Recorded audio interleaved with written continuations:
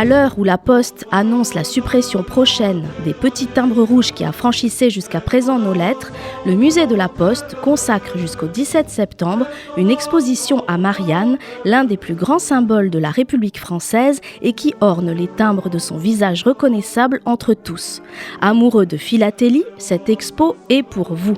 Marianne, les visages de la République, vous invite à découvrir et à comprendre l'évolution de la figure de Marianne jusqu'à nos jours, avec sans doute une nouvelle figuration prévue en 2023. Découvrez toutes les Mariannes de 1944 à nos jours, celles qui ont été retenues pour devenir le timbre d'usage courant et celles qui ne l'ont pas été.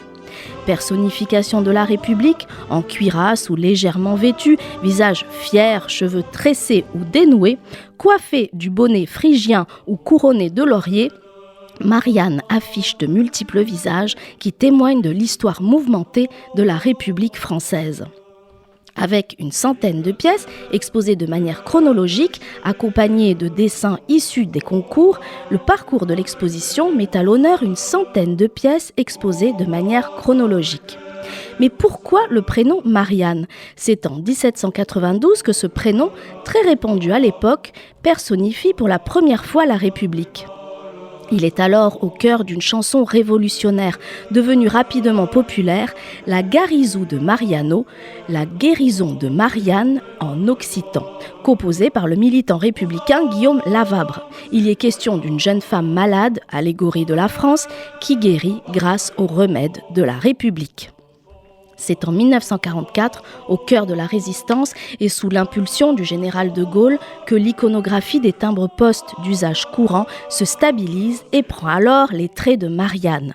Une attention toute particulière est ensuite accordée à la Ve République, proclamée en 1958, et à sa tradition de renouvellement de l'effigie de Marianne à chaque mandat présidentiel. Chacun des choix effectués par les présidents de la République successifs est contextualisé, tant sur les plans historiques que politiques, culturels ou artistiques.